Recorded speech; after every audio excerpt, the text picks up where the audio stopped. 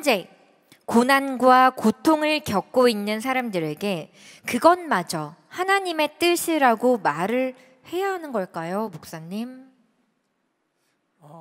이 고난의 의미에 대해서 우리가 어떻게 해석하느냐의 문제라고 아까 조정희 목사님께서 설교해 주셨는데, 정말 고난을 어떻게 해석하고 바라보느냐가 제일 중요한 것 같아요. 저는 로마서 말씀에 환난은 인내를, 인내는 연단을, 연단은 소망을 이루는 줄 암이라라는 이 말씀이 사도 바울이 환난의 의미를 깊이 깨달은 거거든요. 그래서 사실 고난이라는 이유는 여러 가지가 있죠. 내가 실수하고 잘못해서 고난을 겪는 경우가 대부분 많습니다. 또 하나는 다른 사람이 잘못한 것을 내가 또 피해를 입어서 고난을 겪게 되는 경우도 있고요. 또 하나님의 나라와 의를 위해서 고난을 선택해서 고난을 받는 그러한 경우들이 있는데, 마지막 그 고난은 정말 거룩한 고난이고요. 저는 그 고난을 받는 사람은 고난의 의미를 이미 알고 있다고 생각해요. 그래서 우리가 위로할 필요가 없어요. 그러면 하나님의 위로를 바로 받기 때문에 그거는 뭐 우리가 논할 그런 단계가 아니라는 생각이 들고요.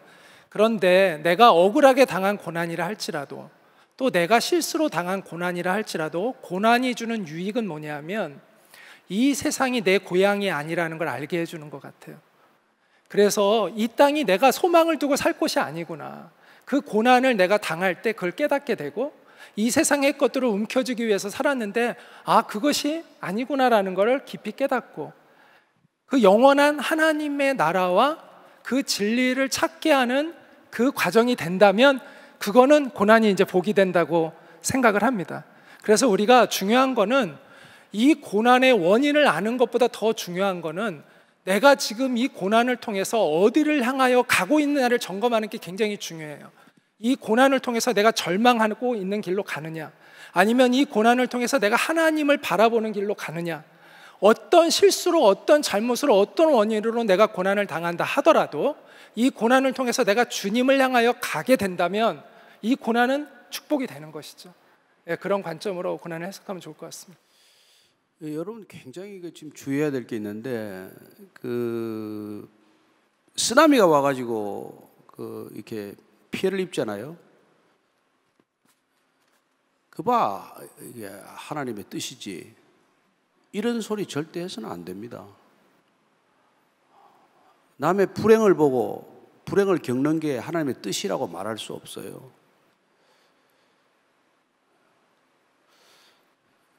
그 불행조차도 하나님의 다스림, 하나님의 통치 안에 있는 건 분명하지만, 그 고통을 겪는 사람한테 당신 고통을 겪는 게 하나님의 뜻이야, 이렇게 말하는 건 지극히 이게 위험한 태도라는 것이죠. 어떤 분이 정말로 이게 복이 많은 분이 계셨어요. 유복하신 분인데 배우자를 먼저 떠나보내게 됐어요. 그 크리스찬 친구가 와서 이렇게 얘기했어요. 하나님은 참 공평하셔. 하나님 공평한 거 맞지요? 그러나 지금 남편을 떠나보낸 분한테 와가지고 너는 다 가졌으니까 남편 좀 일찍 보내고 우리는 가진 게 없으니까 남편하고 오래 살고 얼마나 공평해, 이런 뜻으로 얘기하는 건 이게 무슨 말이에요? 크리스천이 잘못하면 그렇게 된다. 그래서 사도 바울이 로마서를 보고 뭐라 그래요? 그냥 우는 자들과 함께 울어주라, 웃는 자들과 함께 웃어주라. 그때 말을 해봐야 말은 도움이 안 돼요. 한동대학교 학생이 하나 그저 피지에 선교훈련 갔다가 물에 파도에 휩쓸려 죽었어요. 두 사람이. 엄마가 와서 위로를 하는데 아무 말도 위로가 안 되더래요. 목사가 와서 기도를 해도 위로가 안 되고, 장로가 와서 뭘 해도 안 되고, 권사가 와서 뭐라고 해도 안 되는데, 그 2년 전에 아들을 잃은 어머니가 와서 귀에다 대고 나도 2년 전에 아들을 떠나보냈어요 하고 안고 우는데 비로소 회복이 위로가 되더라는 거예요. 여러분, 고통 겪는 자들한테 하나님의 뜻이 이런 얘기 하지 말라는 거 아니에요. 그러니까 우리가 그건 굉장히 조심하면서 살아야 할 지혜로운 결정에 속한다는 것입니다. 말보다도 그냥 따뜻하게 그냥 한번 안아주고 같이 울고, 같이 울면 돼요. 같이 울면 돼요. 눈물이 안 나면 가지 마세요. 위로가 안 돼. 위로가 안 되는 거예요. 봐봐요. 그 세상에서 겪는 이 고난의 문제에 대해서 의문들을 많이 가지고 있거든요. 그러니까 저게 하나님의 뜻이냐, 하나님이 계시면은 저런 일이 일어날 수 있느냐, 특히 가난한 아이들 죽어가고 할 때 그렇게 죽어가는 것이 또 하나님의 뜻이냐 이렇게 얘기를 하고 하는데, 이 세상에는 현재는 세 가지의 뜻, 의지가 움직이고 있다는 것입니다. 우리가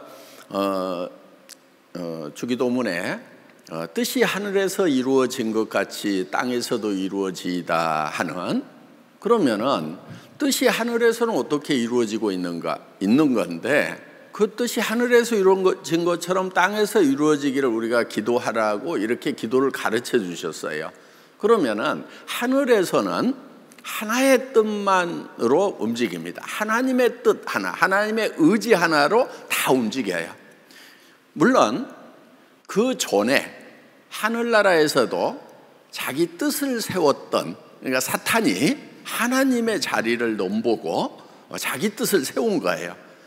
그래서 하늘나라에서 큰 전쟁이 있었다. 그리고 사탄과 마귀가 패해서 하늘나라에서는 쫓겨난 거예요. 그래서 이 공중 권세 자원자가 왔다. 이 우주 가운데 들어온 겁니다. 그래서 이제 하늘나라에는 하나님의 뜻 하나로 움직이기 때문에 이 세상에서도 하나님의 뜻으로만 움직이도록 하늘나라처럼 됐으면 좋겠다고 기도를 하라는 거예요. 그러니까 지금 이 세상에는 지금 성령이 계시니까 하나님의 뜻이 이 세상에 있어요 지금. 그 다음에 사탄의 뜻이 움직이고 있는 거예요. 그래서 악한 일들, 불행한 일들이 벌어지는 것은 그 사탄이 움직이고 있기 때문에 그러는 거예요. 그 다음에 또 하나의 뜻을 가진 자가 있어요. 영적인 존재가 사람이에요. 하나님의 뜻을 따를 거냐 사탄의 뜻을 따를 거냐 결정할 수 있는 그런 의지를 가진 존재가 또 사람인 거예요. 그래서 우리가 기도해야 될 내용은 내 뜻대로도 마시고 더더구나 사탄의 뜻대로 이 세상이 움직이지 말고 오직 하나님의 뜻대로 움직이는 세상이 되기를 기도할 필요가 있다 하는 것입니다. 그러니까 지금 어떤 악한 일들이 벌어지고 불행한 일들이 벌어지는 그것을 하나님이 하셨다고 할 수가 없어요. 그거는 악한 영의 작용이라고 할 수가 있어요. 그래서 이제 하나님의 나라가 이 세상에 이제 온다고 하는 것은 오로지 하나님의 뜻으로만 움직이는 세상이 되는 거, 여러분들이 그것을 좀 열망을 할 필요가 있어요. 그러니까 이 사탄의 뜻도 있고 하나님의 뜻도 있고 내 뜻대로도 있는 이 세상에서 내 뜻을 세워가지고 내가 이 세상을 내 마음대로 한번 해보겠다고, 요게 교만이거든요. 그래서 이거를 버리고 그래서 하나님의 뜻으로 움직이는 거. 그런데 그 하나님의 뜻이 어디에 담겨 있냐면은 하나님의 말씀 속에 담겨 있는 거예요. 그래서 이 말씀이 내 안에 들어와서 내 생각대로 내 의지대로 움직이는 것이 아니고, 또 내한테 계속 어떤 영향력을 미치고 있는 사탄의 그 영에도 영향을 안 받고 오직 하나님의 영으로만 움직이는. 그러니까 무당도 이렇게 신내림을 한다고 그러잖아요. 신내림을 했을 때 그 귀신이 안에 들어와 가지고 귀신 말대로 움직이면 좀 편안하게 놔두는데 이 무당이 자기 뜻대로 움직이면 자꾸 괴롭힌다고. 그런데 그 귀신은 악한 영이기 때문에 편안하게 놔두지 않고 자꾸 괴롭히는 거예요. 그리고 자기를 섬기라고 하는 거예요. 귀신의 특징 중에 하나가 교만이거든요. 하나님처럼 되려고 했었기 때문에. 그래서 사람도 하나님처럼 될 수 있다고 하면서 선악과를 먹게 했던 거예요. 그래서 그 교만을 가지고 있는 사탄이 이 안에 이 무당 안에 들어가면은 자기를 섬기도록 이렇게 하는 거예요. 그래서 그러니까 이제 무당이 그 귀신의 뜻을 잘 따라가면은, 말을 잘 따라가면은 조금 편안하게 놔두고, 그렇지 않으면 또 막 못 살게 굴고, 그래서 그 샌들린 사람들이 굉장히 괴롭힘을 당하고 고통을 당한다고 이렇게들 얘기들을 합니다. 그래서 우리가 이 세상에 내 뜻대로 말고, 여러분 뜻대로 세상이 돌아가면 잘 돌아갈 것 같아요? 그렇지 않다는 거 여러분들이 너무도 잘 알잖아요. 그래서 내 뜻대로도 말고 사탄의 뜻대로도 말고 오직 하나님의 뜻대로 하늘나라처럼 이 세상도 바뀌었으면 좋겠다고 기도를 해야 된다 하는 것입니다. 예.